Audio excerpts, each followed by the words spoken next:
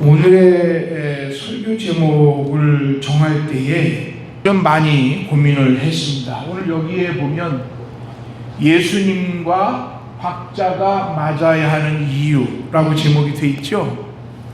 예수님과 박자가 맞아야 되는 이유 이렇게 되어 있는데, 사실은 원래 제목은 제 마음속에 쿵짝이 잘 맞아야 축복도 받는다 였어요. 좀 너무 세속적이죠. 그렇죠? 그런데 사실은 우리 신앙생활 속에서 좀 주님과 함께 하나님과도 좀 쿵짝이 잘 맞아야 축복을 받습니다. 사람들이 좀 무슨 일을 함께 하려면 박자가 맞아야 됩니다. 이 말은 보통 손발도 맞아야 한다라는 뜻도 있지요. 그러나 더 중요한 말은 뭐냐면 서로 언어가 통해야 된다라는 뜻이 있습니다. 우리 오늘 교회는 감사하게도요, 음악을 좋아하시고 잘하시고 사랑하시는 분들이 많이 계십니다. 근데 음악이 있어서 박자가 중요하지 않습니까? 그렇죠? 빠른 박자도 있고 느린 템포도 있고 또 군가처럼 정박자도 있고 또 싱고페이션이라고 하는 당김음도 있어요. 그래서 음악의 연주에 있어서 어떤 표현력에 있어서 창의적이고 감정적인 느낌을 더해주기 위해서 리듬의 반박자를 빠르게 하거나 또 빠르게 치고 나가면서 음악을 연주하는 것을 보통 싱고페이션이라고 해요. 그래서 뭐 재즈 같은 장르에서 이 싱고페이션을 많이 사용해요. 그런데 밴드에 있어서 이 박자의 합이 안 맞으면 음악이 시끄러운 잡음이 됩니다. 그래서 어떤 면에서는 이 음악가들에게 있어서 이 박자는 언어입니다. 언어. 그래서 박자를 통해서 음악을 만들어가고 박자를 통해서 이렇게 아름다운 소리를 만들어 가지요.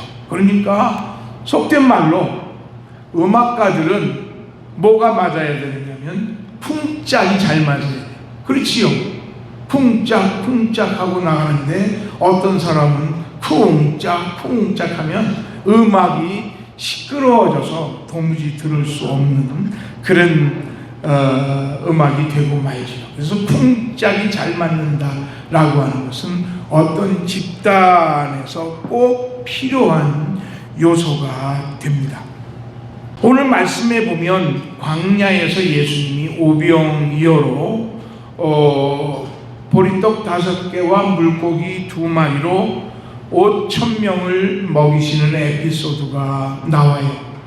어린아이들과 여성 그리고 연세 드신 분들까지 합하면 한 2만 명 정도를 먹였을 것이라고 얘기를 합니다. 그런데 이 기적의 과정을 보면서 우리는 한 가지 중요한 교훈을 깨닫게 됩니다. 그게 뭐냐면 우리 신앙생활 속에서도 우리 예수님과 박자가 좀 맞아야 축복을 경험할 수 있다는 거예요.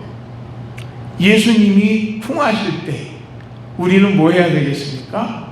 자, 해야 좀 하나님 안에서 은혜가 있고 또 하늘의 축복도 받을 수가 있다는 거예요. 이게 안 되면 사실은 복을 받을 수가 없어요. 신앙도 성장할 수가 없습니다. 그래서 오늘은 이 말씀을 좀 나눠보려고 해요. 첫 번째 우리가 좀 생각해 봐야 될 것은 먼저 우리가 예수를 믿는 이유가 뭘까? 이걸 먼저 생각을 해 보는 거예요. 우리가 오늘 본문에 보면 잘 아는 보리떡 5개와 물고기 2마리로 5,000명을 먹이시는 장면이에요. 이 말씀은 마태복음에도 기록되어 있고요, 마가복음 6장에도 기록되어 있고 또 누가복음에도 기록되어 있어요. 오늘 요한복음 6장에도 기록되어 있으니까 이 네 복음서에 오병이어의 기적이 다 기록되어 있을 정도로 아주 중요한 메시지가 담겨 있는 하나님의 말씀입니다. 저는 오늘 요한복음의 본문을 택해서 말씀을 전하고 있지요. 그런데 오늘 제자 요한은 예수님이 행하셨던 오병이어의 말씀을 기록을 하면서 다른 관점을 가지고 이 오병이어의 사건을 기록하고 있다는 거예요. 예수님의 행적을 다른 복음서 마태, 마가, 누가복음과 다른 관점에서 예수님의 행적을 보면서 기록을 해주고 있다는 거예요. 물고기 2마리와 떡 5덩이로 남자만 5,000명, 어린아이, 여성, 노인들까지 합치면 약 2만 명 정도를 먹이셨다는 에피소드를 다른 기자들도 기록하고 있는데 마태, 마가, 누가복음은 그냥 사건을 스토리텔링으로 기록을 하고 있어요. 그냥 물고기 2마리와 보리떡 5개로 5,000명이 먹었다, 이렇게 사건을 기록하고 있어요. 그런데 오늘 요한복음에서는 이 오병이어의 기적을 신학적으로 해석을 해주고 있다는 거예요. 오늘 본문 말씀 뒤에 가면 예수님이 제자들에게 예수님이 축사하시고 찢어서 나눠주셨던 떡에 대해서 설명을 해주세요. 그러면서 뭐라고 말씀하시냐면 오늘 요한복음 6장 35절에 나는 생명의 떡이니 내게 오는 자는 결코 줄이지 아니하실 터이요 나를 믿는 자는 영원히 목마르지 아니하리라 하고 말씀을 하세요. 그러니까 오늘 이 광야에서 그 5,000명에 되는 많은 사람들에게 나눠주셨던 이 떡은 사실은 예수님 자신을 가르치는 생명의 떡이다라고 하는 것을 말씀하고 계세요. 또 50절에 보면 뭐라고 말씀하시느냐면 나는 하늘에서 내려온 살아있는 떡이니 사람이 이 떡을 먹으면 영생하리라. 내가 줄 떡은 곧 세상을 위한 내 살이니라 하고 말씀하고 계셔요. 그러니까 떡은 그냥 요 옆집에서 떡집에서 만들어준 그런 떡이 아니고 사실은 예수님이 축사하시고 나눠주신 이 떡은 앞으로 뭘 의미한다고요? 앞으로 나눠주신 예수님의 살을 의미한다 하고 예수님 자신이 해석을 해주세요. 그거를 요한 기자는 잘 기록하고 있는 거예요. 제자 요한은 이 떡이, 오늘 나눠준 떡이 십자가에서 찢기실 예수님의 몸이다라고 말씀하고 있어요. 그리고 이 떡은 고린도전서 11장에 보면 마지막 만찬에서 예수님이 제자들에게 나눠주시면서 이 떡은 나의 살이니 너희는 이것을 기념하라 하고 말씀을 하세요. 그러니까 2000년 전에 광야에서 떡을 먹는 성도들과 오늘 현대에 살고 있는 현대 크리스찬들도 성만찬을 통해서 예수님이 기적을 일으키셨던 오병이어의 기적을 같이 나누고 있는 거란 말이에요. 이 사실을 요한 기자는, 요한 사도는 잘 기록하고 있어요. 오늘 보면 많은 사람들이 예수님을 따라서 벳세다 광야에 찾아왔어요.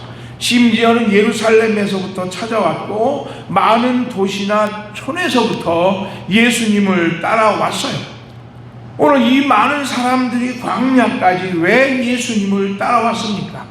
오늘 요한복음 6장 오늘 본문 말씀 2절에 보니까 큰 무리가 따르니 이는 병자들의 행하시는 표적을 보았습니다 하고 말씀하고 있어요. 그러니까 많은 사람들이 지금 예수님에게 따라왔잖아요. 남자만 5,000명, 뭐 아이들 따라오고 여성들 따라오고 노인들 따라와서 2만 명이 지금 벳세다 광야에 예수님 앞에 쫙 모여 있어요. 그런데 이 무리들이 오늘 왜 예수님에게 찾아왔느냐? 2절에 보니까 뭐라고요? 병자들에게 행하시는 표적을 보았기 때문이다 라고 말씀을 하고 있어요. 그러니까 아마 오늘 여기에 모인 대부분의 사람들은 병든 자들이거나 혹은 병든 자를 데리고 있는 부모님이거나 형제들, 그리고 예수라고 하는 사람이 병든 자를 살리고 또 병든 자를 고쳐주는 표적을 행한데 이거를 보기 위해서 몰려든 사람들이 많이 있었단 말이에요. 그래서 예수님은 뭐라고 말씀하고 있느냐면 요한복음 6장 26절에 이렇게 말씀하고 있어요. 내가 진실로 진실로 너희에게 이르노니 너희가 나를 찾는 것은 표적을 본 까닭이 아니요 떡을 먹고 배부른 까닭이로다 그랬어요. 예수님이 낮에 벳세다 광야에서 오병이어의 기적을 행하셨는데 저녁에 예수님이 제자들과 함께 쉬러 숙소로 가셨는데 거기에도 사람들이 많이 몰려온 거예요. 예수님이 그들을 보면서 뭐라고 말씀하셨느냐면 너희가 표적을 보러 온 것이 아니라 너희가 낮에 배불렀기 때문에 또다시 저녁에도 배부르기 위해서 나를 찾아온 거구나 하고 말씀을 하셨어요. 그러니까 오늘 그 예수님을 따라갔던 벳세다 광야의 사람들, 그리고 예수님의 숙소에 밤에 찾아왔던 사람들이 예수님을 따라온 목적은 낮에 왔던 사람들은 병든 사람들을 낫는 표적을 보기 위해서, 또 저녁에 왔던 사람들은 낮에 배부르게 먹었으니까 저녁에도 좀 뭘 좀 먹어보려고 예수님을 찾아온 사람들이 많았었다는 사실이에요.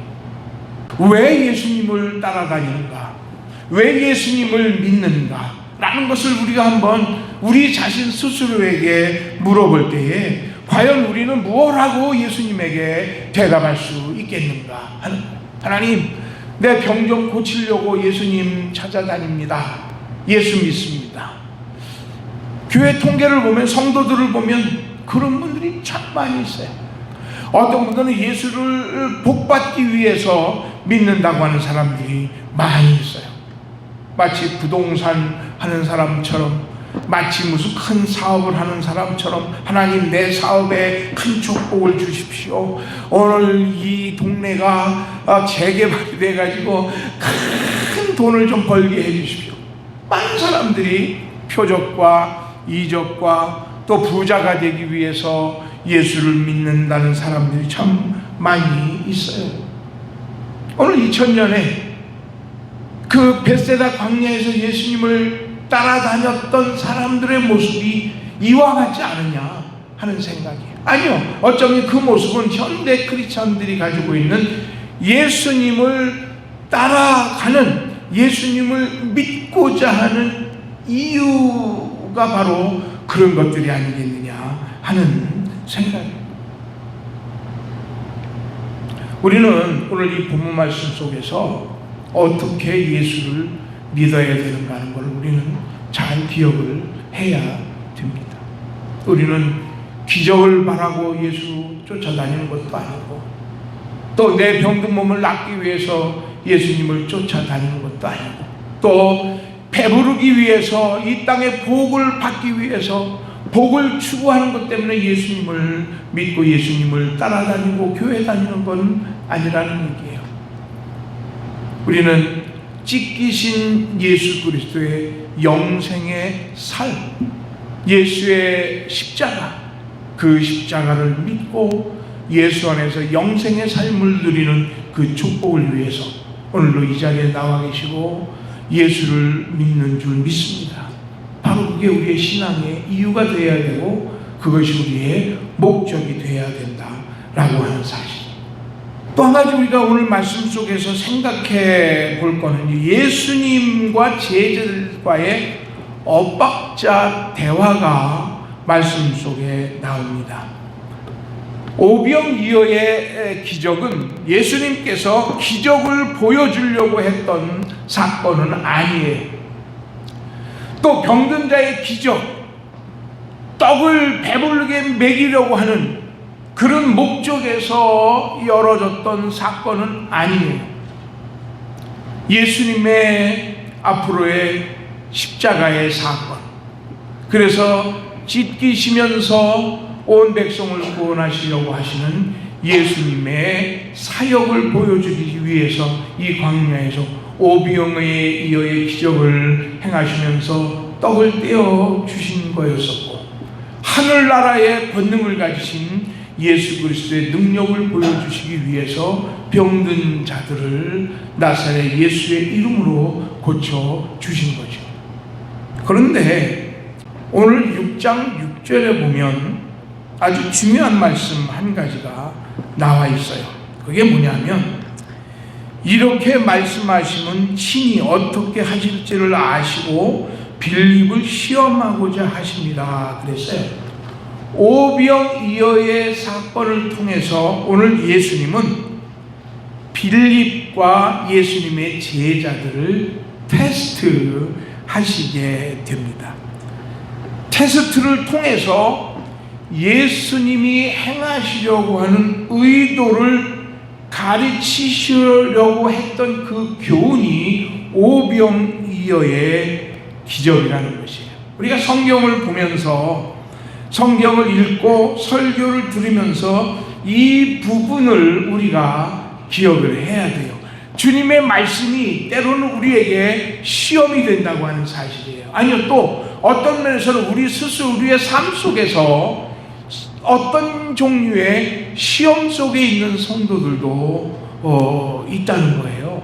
내가 하나님의 말씀에서 이것을 행해야 오르냐, 이것을 안 행해야 오를까? 시험이죠. 그렇죠. 그런데 오늘 예수님은 오병이어의 기적을 통해서 제자들을 테스트하시는 과정이다 라고 하는 사실이에요. 거기에 나와 앉았던 사람들은 배부르게 먹었어요. 그런데 그 과정을 통해서 예수님을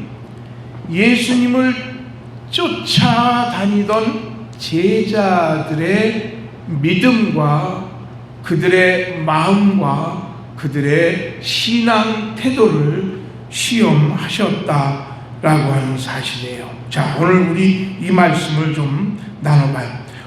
오늘 이 오병이어의 기적은 마태, 마가, 누가, 요한 사복음서에 다 기록했다 그랬죠. 그런데 그 사복음서의 그 구성은 달라요. 그런데 내용은 똑같아요. 그래서 마태복음, 마가복음, 누가복음, 요한복음에 있는 말씀을 전체를 조합해가지고 재구성을 해봤어요.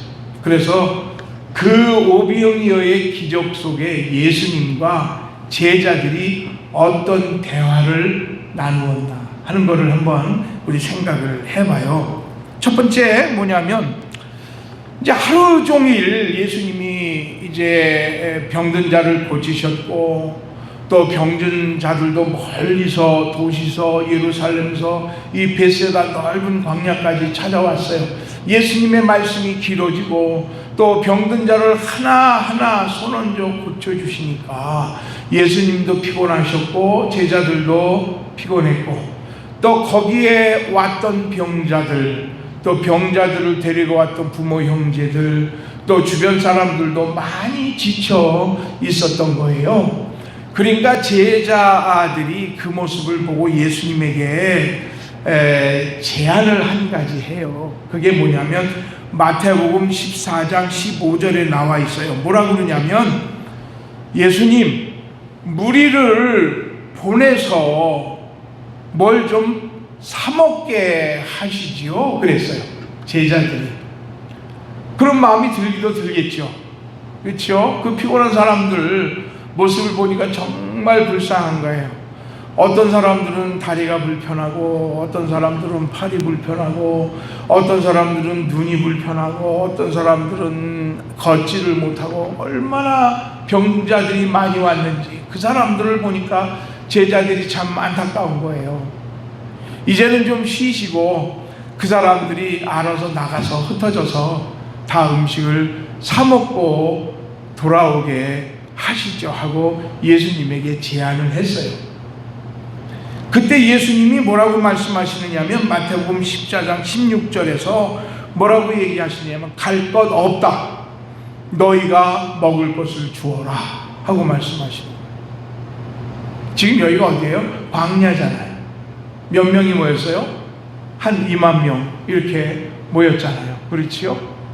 제자들은 이제 자기네들 살림을 아니까 각각 흩어져서 나가서 음식을 사 먹고 돌아오게 하시죠 했더니 예수님이 뭐라고 말씀하시는 거냐? 뭐라고 말씀하셔요? 갈 것 없다, 너희가 먹여라. 그러면 우리 같으면 어떻게 뭐라고 말을 할까요? 예수님에게 갈 것 없어, 너희가 먹여봐봐 한번 했다면 뭐라고 할까요? 아마 여러 가지 대답이 나오겠죠. 그죠?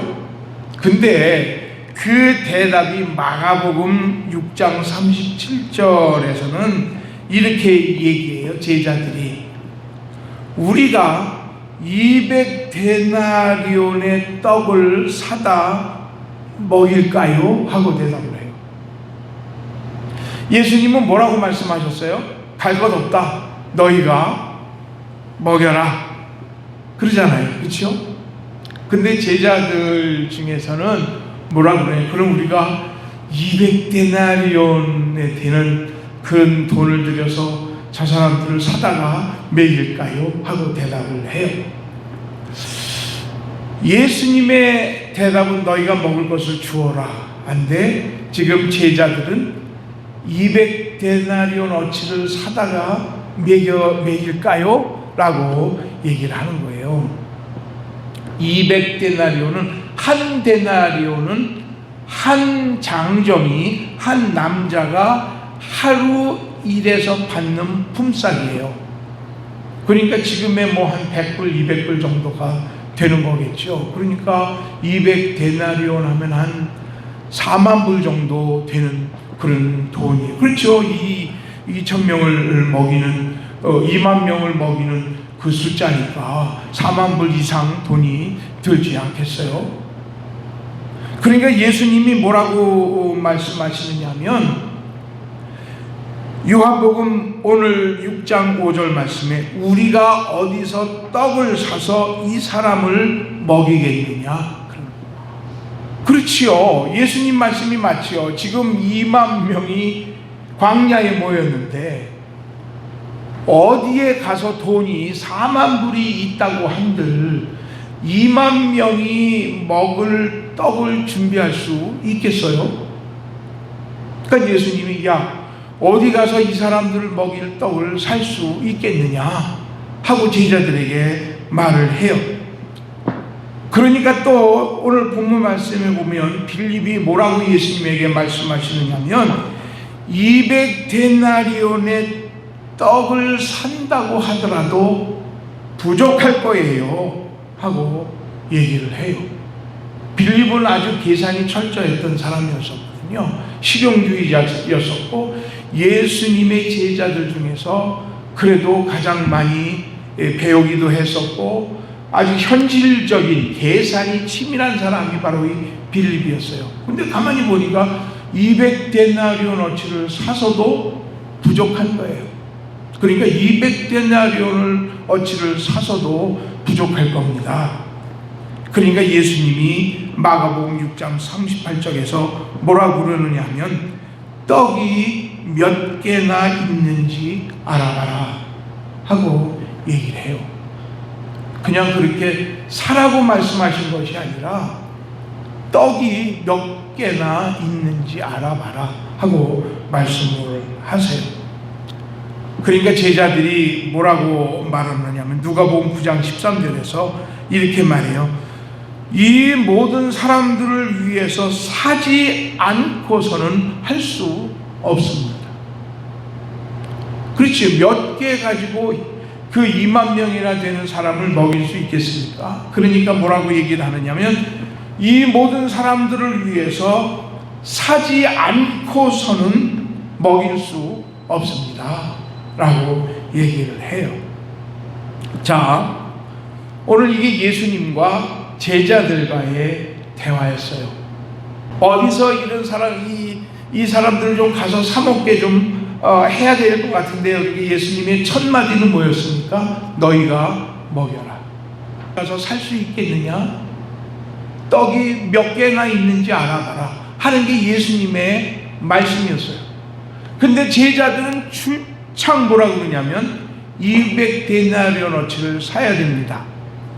200데나리온어치도 부족합니다. 돈을 가지고 우리가 이 사람들을 먹이는 게 부족합니다. 우리 주님은 그 어려운 사람들, 그 고통스러운 사람들, 그 피곤에 지쳐있는 길 잃어버린 양 같은, 상처받은 양 같은 사람에게 먹이고 싶으세요. 먹이고 싶으신 거예요. 너희가 있는 것을 가져와라. 너희가 먹여봐라. 너희가 먹여봐라. 그러나 제자들은 200데나리온 가지고 사야 됩니다. 200데나리온도 모자랍니다. 이 사람 가지고는 다 먹일 수가 없습니다. 예수님의 그 의도와 제자들의 대화가 박자가 안 맞는 거예요. 예수님의 의도는 처음부터 너희들이 먹여봐라. 지금 떡이 몇 개 있는지 좀 알아봐라. 200데나리온, 300데나리온, 그것이 예수님의 문제가 아니었어요. 왜냐하면 예수님은 몇 개를 가지고도 5,000명, 아니 2만 명을 먹이실 수 있는 하나님이시기 때문에 예수님은 제자들 속에 있는 것, 군중들 속에 있는 몇 개, 그리고 헌신하는 자의 그 몇 개의 떡과 물고기를 찾고 계셨단 말이에요. 그러나 제자들은 예수님의 의도를 모르고 있는 거예요. 예수님이 하시고자 하는 계획을 모르는 거예요. 그냥 자기들은 계산해 보니까 200데나리온이고 200데나리온조차도 모자르고 아무리 해도 사서 먹여야 되는 것밖에는 방법이 없다라고 생각을 하는 거예요.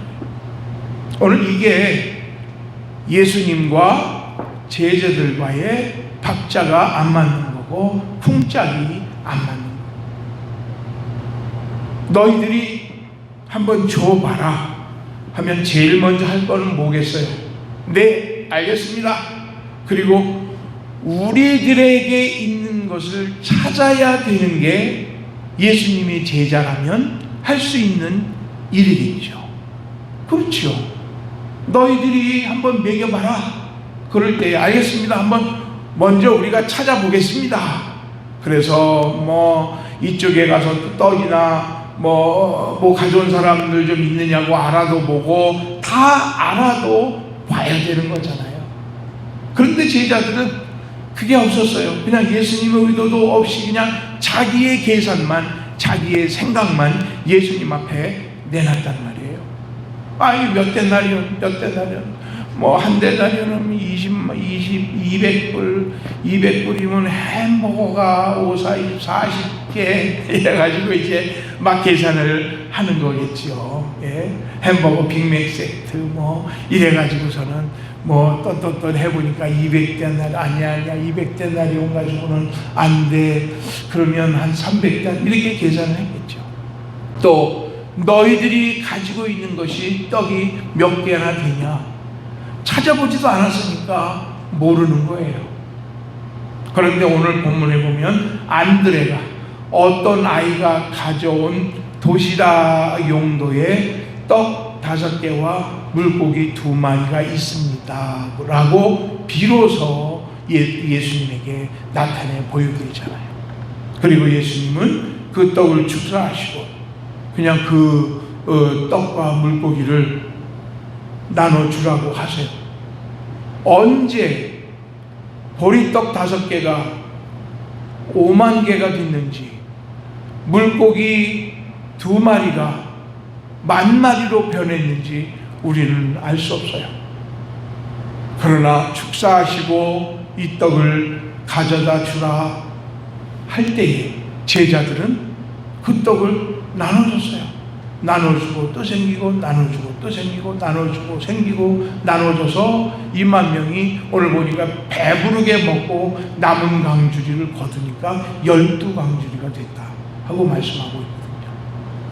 오늘 어떠세요? 우리 신앙생활 속에서 정말 예수님의 의도와 예수님의 말씀의 의도를 우리는 어떻게 잘 좀 통하고 계십니까? 예수님의 박자와 예수님이 쿵하면 우리가 짝 해야 되는데, 어떠세요? 우리 신앙생활 속에서 살아갈 때에 예수님은 이렇게 살기를 원하시고 주의 말씀을 통해서 이렇게 말씀하시는데 우리의 생각은 어쩌면 데나리온에 꽂혀 있을지도 몰라요. 데나리온에 몇 데나리온에 몇 개를 사고 몇 천불에 뭘 사고, 이런 계산 속에 우리가 살고 있는 것 때문에 주님의 말씀을 미싱하고 주님의 그 말씀을 우리가 소홀하게 생각을 하고 주님의 뜻과 전혀 다른 박자를 우리의 삶 속에서 내고 있다고 하는 사실이에요. 제자들은 너희가 먹여라, 너희가 가진 것이 몇 개냐 하고 물어보시는데도 제자들은 없어요, 부족합니다, 없습니다, 이것 가지고도 안 됩니다, 비트가 맞지를 않아요.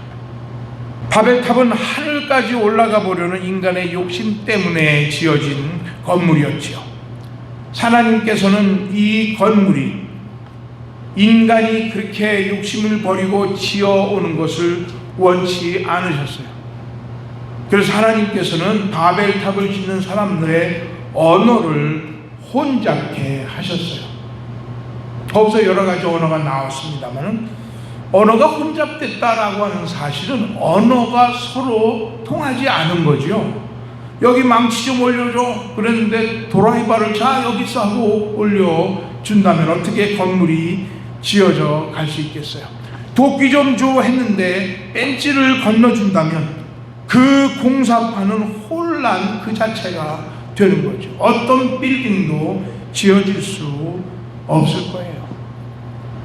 공동체라고 하는 것은 서로 언어가 통하고 박자가 통하고 풍짝이 맞아야 되는 거죠. 우리 신앙생활 역시 마찬가지입니다.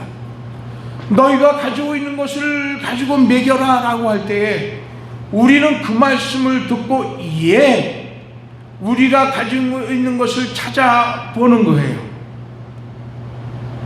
몇 개나 있는지 한번 찾아봐라 할 때에 우리는 몇 개가 있는지를 헤아려 보는 거예요.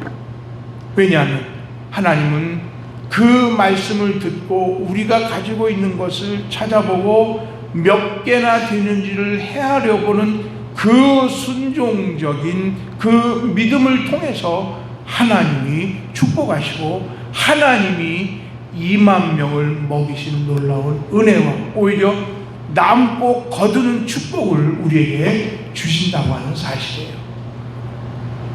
우리는 하나님 앞에 살 때에 우리 주님의 음성을 먼저 들을 수 있는 우리들이 될 수 있기를 간절히 축원합니다. 주님의 말씀을 먼저 들으세요. 네가 가질 것이 무엇이냐? 내가 몇 개나 가지고 있느냐? 우리 주님은 그 주님의 말씀의 의도가 있기 때문에 그걸 물어보신 거예요.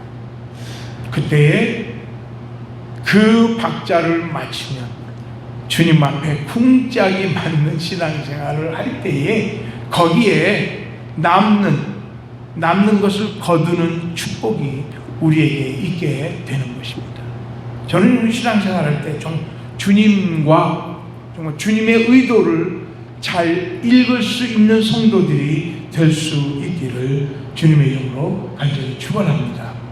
오늘 여기 말씀에 보면 제자들은 다 부정적이고 계산적인 신앙을 가지고 있었어요. 부정적이에요. 아니에요, 안 돼, 못해, 못할 거야, 안 될 거야, 안 되지, 부족하지. 우리는 예수님의 의도를 잘 알아가는 성도들이 될 수 있기를 바랍니다. 오늘 말씀에 보면서 저는 참 예수님의 그 마음의 그 의도가 무엇이었을까 참 많이 저도 고민을 했어요. 한 가지 제가 발견한 건 있어요. 그게 뭐냐면 주님은 주시기를 원하신다는 거예요. 그 백성들에게 주님은 정말 주시기를 원하시는 거예요. 배고픈 백성들에게 빵을 주시기를 원하시고, 광야에 배고파 지쳐있는 길 잃은 백성들에게 주님은 치료하시고 그들을 위로하고 싶은 마음이 정말 뜨겁게 가득 차 계신 거예요. 그들을 볼 때 안타깝고 긍휼한 마음을 가지고 계신 거예요. 컴패션. 어디서 음식을 구해다 먹이고 싶은 거예요. 아니요, 작은 거라도 누가 가지고 있으면 그 작은 것을 통해서 온 백성들을 먹이시려고 하는 마음을 가지고 계신 거예요. 근데 제자들은 없어요. 그냥 가게로 가서 사다만 주면 되는 거라고 생각을 하는 거예요. 그런데 주님은 그 일을 제자들이 하기를 원하세요. 너희들이 한번 먹여봐라. 너희들이 한번 몇 개나 있는지 찾아봐라. 지금 몇 개나 있느냐? 예수님은 제자들이 그것을 찾아서 나눠주기를 원하시는 거예요. 제자들 자신들이 주님의 능력을 자꾸 제한하는 거예요. 주님은 주시고 싶고 주님은 축복하시기를 원하시는데 제자들은 없어요, 안 돼요, 부족합니다. 주님의 권능과 하나님으로서의 능력을 자꾸 제자들이 제한하는 거예요. 못합니다, 안 됩니다, 할 수가 없어요, 못해요, 안 돼요, 못해요, 부족해요, 없어요. 이거는 우리의 신앙이 주님의 권능과 하나님의 능력을 제한하는 겁니다. 하나님이 부어주시려고 축복을 준비하고 계신데 못 받아요, 안 받아요, 괜찮아요, 관둬요 하고 밀어제끼는 거란 말이에요. 우리 주님은 보리떡 5개와 물고기 2마리 들고 축사하시잖아요. 축사하세요. 하늘에 의지하시고 하늘에 준비되었던 축복을 끌어내리셨다고요. 그래서 그 2만 명이나 되는 많은 백성들에게 주님이 주시고자 원했던, 그들이 원했던 배부름, 치료, 위로의 역사를 나타내 계셨던 겁니다.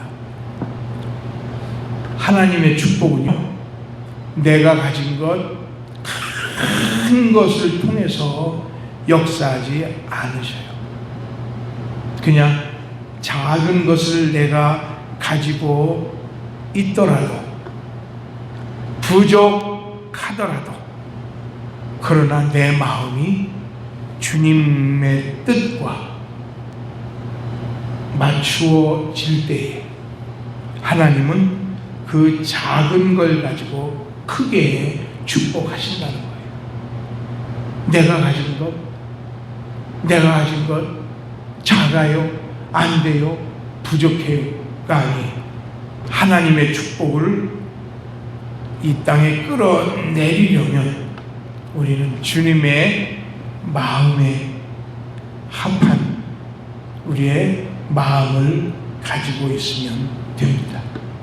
그러므로 주님과 함께 우리 하나님 앞에서 신앙생활할 때 주님과 좀 박자를 좀 잘 맞춰 가시는 우리 성도들 되길 바라요. 풍짝을 좀 잘 맞춰도 하나님의 은혜와 복을 받습니다. 믿으십니까? 할렐루야. 네. 이 배고픔의 광야가 배부름의 축제가 됐잖아요. 저는요, 우리의 삶이 이런 축제의 광야, 축제의 가정, 축제의 직장이 될 수 있기를 주님의 이름으로 간절히 축원합니다. 바쁘지만 주님에게 맞춰보세요. 내 삶이 힘들고 어렵지만 주님께 내 마음을 맞춰보세요.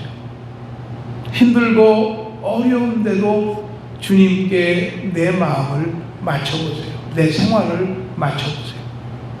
거기에 그 마음이 주님과 맞아질 때에 하늘의 놀라운 축복을 경험하게 될 겁니다.